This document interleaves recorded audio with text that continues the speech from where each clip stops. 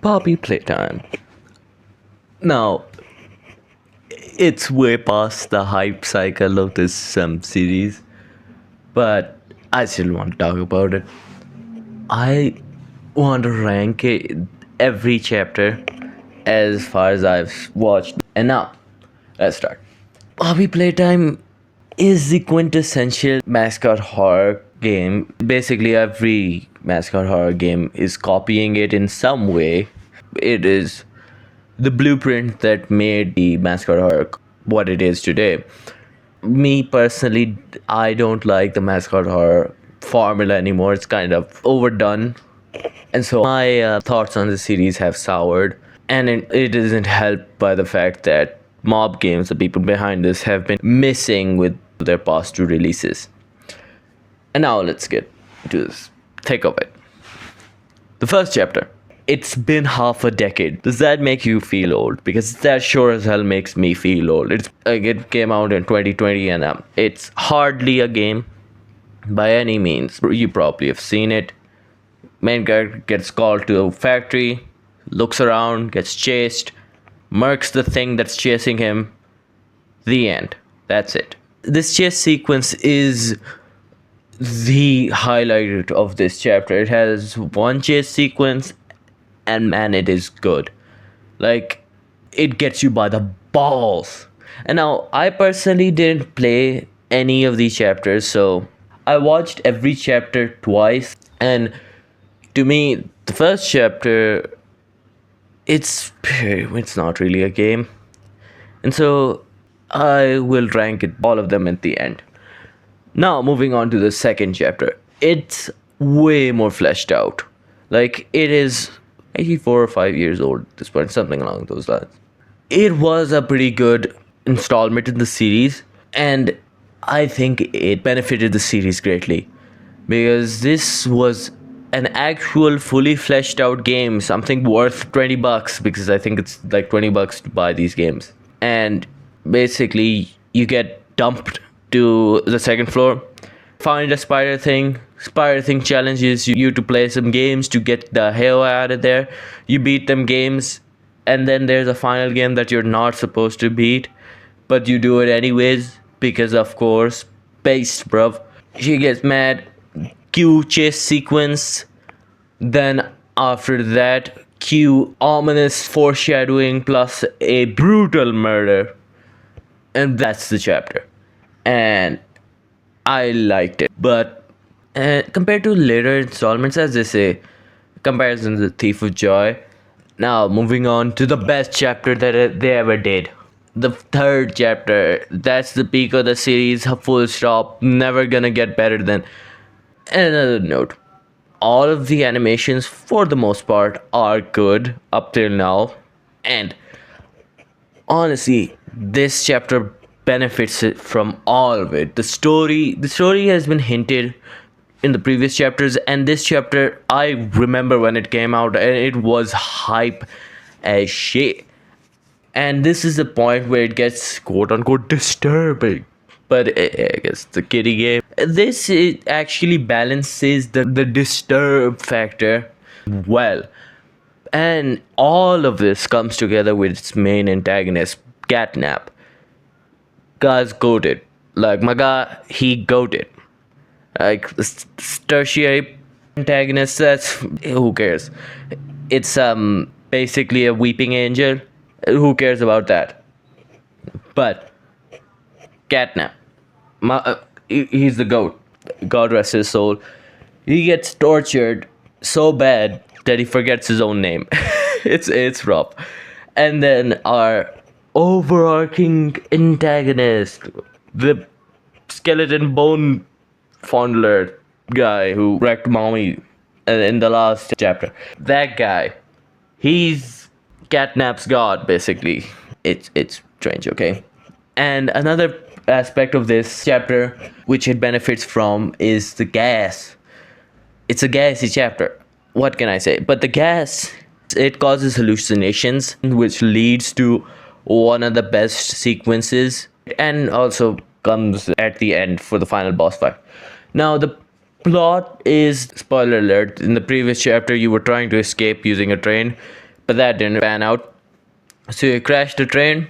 Now you're at this Dante's Inferno style factory third level. Aside from that, you drop down, start to leave, find a cave.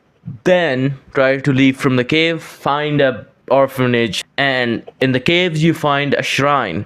It's of the bone fondler. It's supposed to be a shrine. Anyways, this shrine is important, so keep it in mind. We go down, find a cat, a sleepy cat, and we're supposed to fight him. Yeah, he turns off the power. We gotta turn it on, and at this they properly start introduced hands. Like before, we had grab packs. Our average hands. It introduces more hands, which isn't bad. These hands are used pretty well throughout the series. And then after, lighting up the orphanage so we can escape, we fight the cat. We don't even actually kill the cat, we just stun him, and then God gives his fingers to the cat and stabs his ass. This marks the smoking cat. Yeah, and then we escape from the highest highs. We crash straight through the earth. We don't even touch the ground. We just into hell, I guess. Because this chapter was so ass that I forgot the later half. Remember, I watched all of these chapters 2 or 3 times. Actually, never mind. It came back to me. I just forgot for a second. Now, we leave the elevator and we end up in a prison. And now they turn the edginess to the max.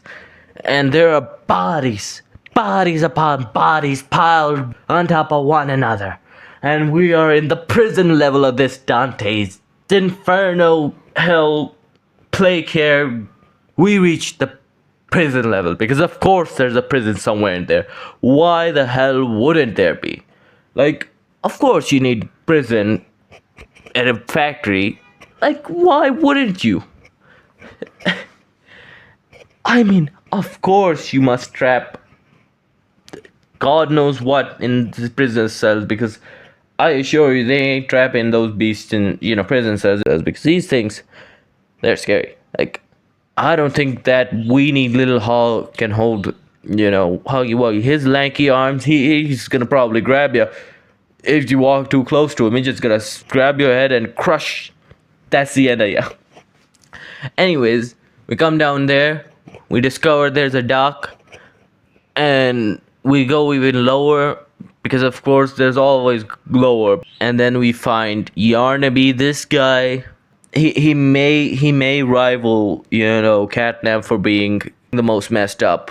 Or like he may just have the worst backstory, because all of these are kids, okay? Every last one of them. The kid is tortured so badly, he devolves into a dog, both literally and metaphorically. Like, he probably likes the ground that the duck would have walked on, because God knows that thing ain't walking anywhere. He gets shafted real bad, I tell you, because this was one of the most anticipated villains, and honestly, I think it's a good villain. He may just rival Catnap, maybe aesthetically, maybe. Anyways, Yarnaby gets his ass kicked. We search around to find, the doc's body parts, because he got strewn around everywhere. Man got mangled. We just, kill him one organ at a time. And this is the first time we get a glimpse of the prototype, or as I like to call him, the finger fondler. Because that's all we knew about him for a pretty long time. Like, I ain't judging. You could be into anything. Anyways, let's continue. So we find him, we see a little bit of his legs, and we keep running from him, because of course we do. And then there's another, villain, so wannabe, Doughy. This character, it has a very cool concept. Yes, conceptually interesting, yes. Execution, absolute ass. And of course the moral The model sucks. Like, honestly, I really hate his model with a passion. It just doesn't look. It doesn't just. It just looks way too much like a normal, average Joe. Like, wearing toys, and for the most part, all of these toys haven't looked like humans. It just, to me, comes across as very the guy creatively bankrupt. They just ran out of ideas for Dowie and just made him into a guy, and then he turns ape shit because the prototype blew up his entire family. He blew up entire city worth of kids because, of course, edginess is important. Like this series trying to beat the kitty allegations in the most childish way imaginable. Like, seriously, they go like, I ain't for kitties, look what I just did. And it turns out to be the most edgiest goddamn shit imaginable. Like, I'm giving them way too much shit. I think they do deserve it. But yeah, we steamroll over Dowie, and then we move on. We get to see the Blue Baboon, but the next chapter drops. As soon as we start the game, he's chasing our ass, and honestly, the animation sucks for this part. It sucks your ass. We move on to in the laboratory. There's a section where we find the brainwashing quarters. Actually, this entire section isn't bad. It's pretty good as far as I'm concerned. It has some serious creativity behind it. That's for sure. And at this point, I was kind of losing the plot because, well, the characters they introduced, I they didn't reference them at all. So I was like, what? Where the hell did this come out? Like, I was kind of out of the loop. We get the background on the baboon. His background. We realize he's a big fat simp. We then start leaving, and then we find the person, doing the brainwashing. And in the brainwashing sessions, they're trying to convince the kids that being a toy is a good thing, that they have reached salvation, heaven, and shit like that. It does, make an impact, does make you realize how bad the situation was. Good storytelling, honestly. And then we get to Lily Love Braids, which was the gal doing the brainwashing, and it's just turned into some insane doll. And her section is good. I honestly like it. And then we get to meet our finger fondler.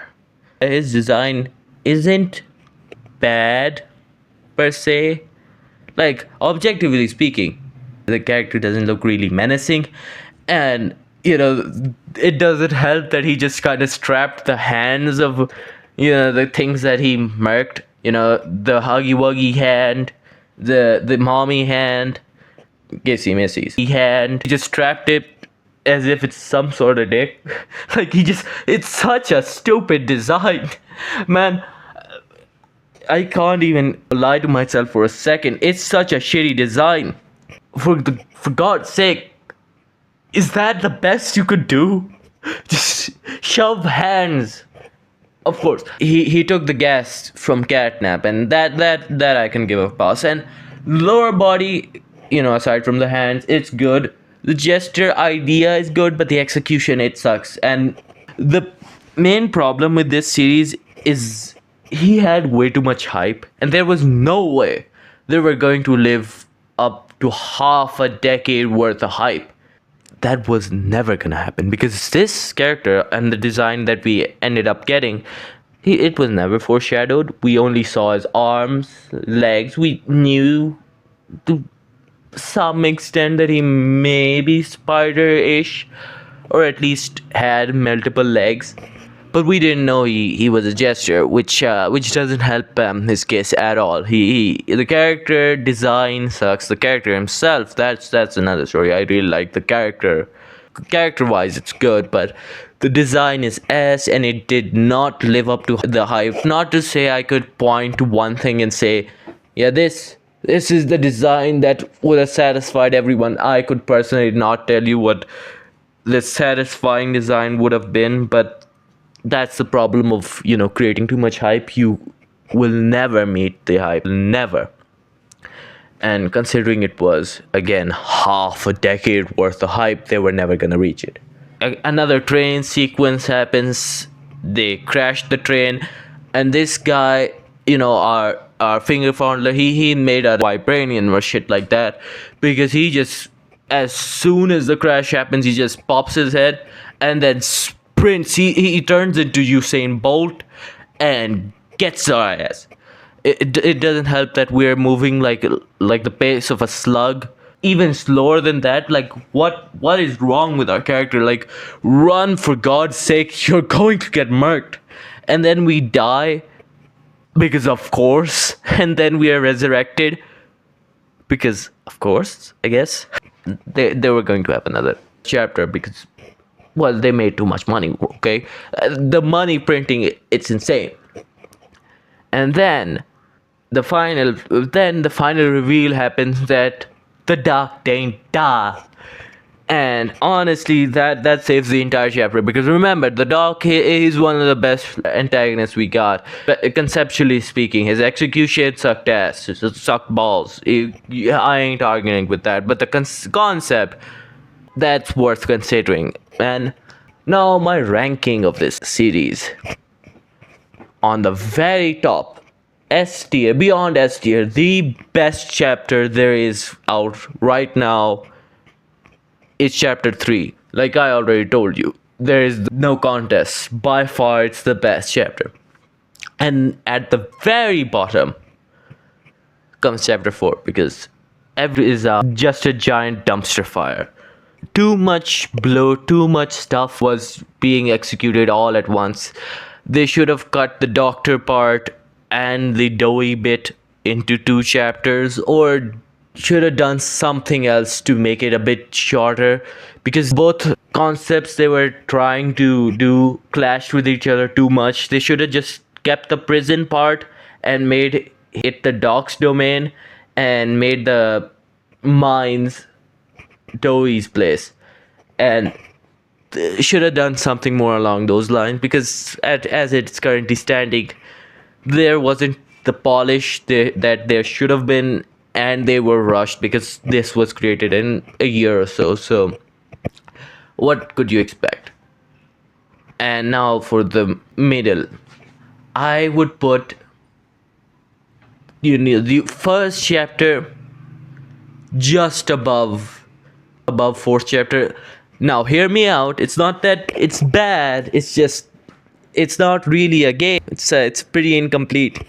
It's a bit unsatisfying to me. That's why I put it there. It's not much. It isn't enough. And right above chapter 1 and chapter 2, it's an improvement over chapter 1, but again, it's a bit boring and very samey, because they didn't change the style by much. They just kind of made it dingier and more rundown, and it's better than the first chapter because it's more, like I just said, the bloat isn't good, but it's significantly more in a good way. Like, it's more of a game. It's not just one running sequence, it's more than that, and it's more of a full game.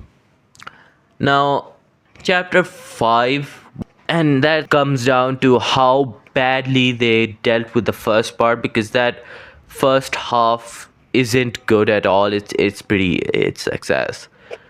And the finger fondler, yeah, he kind of, his entire reveal, I would put it just below chapter 3, because it had way more content, and that way more content balances out the bad stuff, because it actually is good content. It's worth stuff. Like, it has its fair share of bloat, but it's much less than the fourth chapter, which is absolute ass, and so it should be rewarded for that, and I will put it in number 3. So in summary, number 1 goes to chapter 3, number 2 goes to chapter 5, number 3 goes to chapter 2, number 4 goes to chapter 1, and number 5 goes to chapter 4.